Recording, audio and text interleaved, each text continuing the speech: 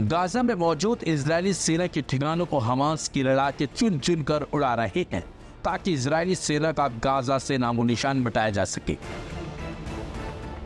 खासतौर पर हमास के लड़ाके उन बिल्डिंगों को उड़ाने में लगे हुए हैं जहां पर इजरायली सेना कब्जा करके छिपी बैठी है। हैरानी की बात तो यह है कि हमास इजरायली सेना के टैंकों को भी अपना निशाना बना रहा है।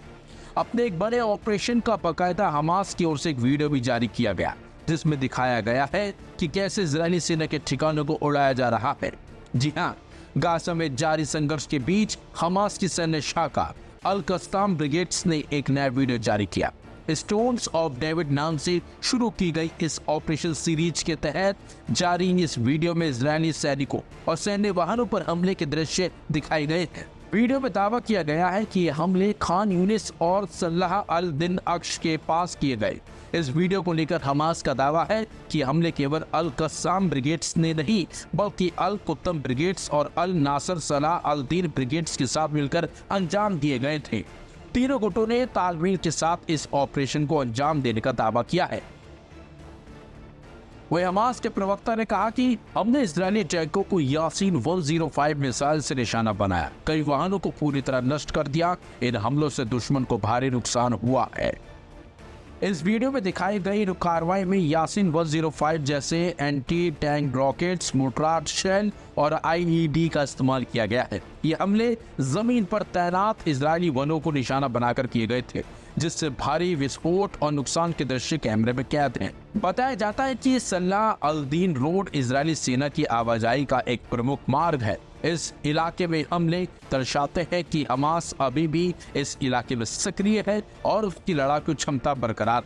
खान यूनिस जहां पर यह कार्रवाई हुई है वो गाजा का दक्षिणी क्षेत्र है और बीते महीनों में यहां इजरायली सेना और फिलिस्तीनी गुटों के बीच कई बार टकराव हो चुका है। हमास का ये वीडियो गाजा में इजरायल की सैन्य रणनीति को चुनौती देने की एक मीडिया कवायद के तौर पर भी देखा जा रहा है। वह इजरायली सेना का भी इस हमले को लेकर एक बयान सामने आया जिसमें उन्होंने कहा, हम स्थिति का विश्लेषण कर रहे हैं। इन संगठनों द्वारा फैलाई जा रही गलत जानकारियों का उद्देश्य हमारे ऑपरेशनों को बाधित करना है।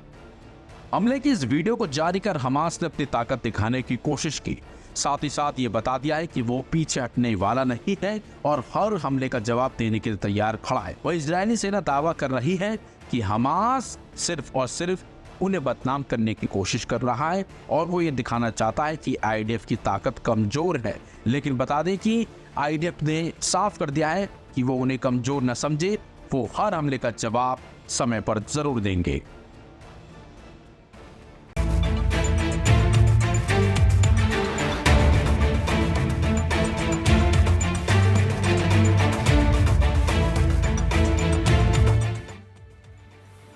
इजराइल के प्रधानमंत्री बेंजामिन नेतन्याहू की सरकार पर गजा युद्ध को लेकर घरेलू और अंतर्राष्ट्रीय स्तर पर दबाव बढ़ता जा रहा है। रविवार को तेल अवीव, यरूशलेम और हाइफा समेत बेरी जैसे शहरों में हजारों इस्राएली नागरिकों ने युद्ध के विरोध में और गजा में बंधक बनाए गए 50 नागरिकों की रिहाई के लिए बड़े पैमाने पर प्रदर्शन किए। ये प्रदर्शन गजा में 22 महीने से चल रहे युद्ध और सरकार की नीतियों के खिलाफ जनता के गुस्से का प्रतीक है, जिसने नेतन्याहू सरकार को अभूतपूर्व संकट में डाल दिया है। रविवार को सुबह तेल अवीव के हॉस्टेज स्क्वायर में हजारों प्रदर्शनकारियों ने इस्राएली झंडे और बंधकों के चित्रों के साथ सड़कों पर मार्च किया। प्रदर्शनकारियों ने तेल अवीव यरूशलेम राजमार्ग को अवरुद्ध कर दिया, टायर जलाए और युद्ध बंद करो, बंधकों को वापस लाओ जैसे नारे लगाए। Hostage and missing families forum के नेतृत्व में आयोजित इन प्रदर्शनों में शामिल लोगों ने नेतन्याहू सरकार पर गजा में सैन्य कार्रवाई को लंबा खींचने और बंधकों की रिहाई के लिए ठोस कदम न उठाने का आरोप लगाया। यरूशलेम में प्रदर्शनकारी नेतन्याहू के आधिकारिक आवास की ओर बढ़े, जबकि हाइफा और बेरी किबुत्ज में भी लगभग ऐसा ही विरोध प्रदर्शन देखने को मिला। पुलिस ने तेल अवीव में नेशनल हाईवे अवरुद्ध करने के लिए 32 प्रदर्शनकारियों को गिरफ्तार किया।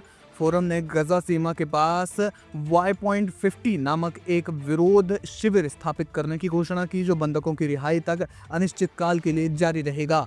प्रदर्शनकारियों की मुख्य रूप से 3 मांगे हैं: गजा में तत्काल युद्ध विराम, हमास के साथ समझौता कर बंधकों की रिहाई सुनिश्चित करना और गजा सिटी पर कब्जे की सरकार की योजना को रद्द करना, जिसे बंधकों की जान के लिए खतरा माना जा रहा है। नेतन्याहू सरकार की गजा नीति को लेकर आलोचना हो रही है। 7 अक्टूबर 2023 के बाद शुरू हुए इस युद्ध में लगभग 49 लोग अभी भी गजा में हैं। सूत्रों के मुताबिक केवल 20 बंधकों के जीवित रहने की संभावना है। हाल ही में सुरक्षा कैबिनेट द्वारा गजा सिटी पर कब्जे की योजना को मंजूरी देने से जनता का गुस्सा और भी बढ़ गया है, क्योंकि कई लोग इसे बंधकों की जान के लिए जोखिम भरा मानते हैं। Hostage and missing families forum ने एक बयान में कहा, नेतन्याहू की नीतियां बंधकों को खतरे में डाल रही हैं। हमारी मांग है कि सरकार युद्ध को खत्म करे और एक समझौते के जरिए हमारे लोगों को घर वापस लाए।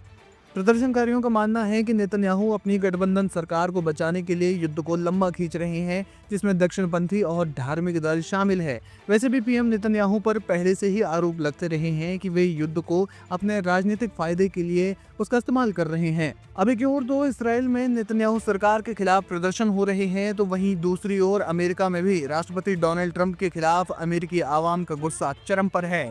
रविवार को अमेरिका में हजारों लोगों ने राष्ट्रपति डोनाल्ड ट्रंप और उनकी नीतियों के खिलाफ बड़े पैमाने पर प्रदर्शन किए। इनमें कई शहरों के लोग शामिल थे। प्रदर्शनकारियों ने ट्रंप पर लोकतांत्रिक संस्थाओं को कमजोर करने और समाज में विभाजन फैलाने का आरोप लगाया। हालांकि इन प्रदर्शनों का कारण गजा युद्ध नहीं है, लेकिन इसकी वजह ट्रंप के कुछ हालिया विवादित फैसलों को माना जा रहा है।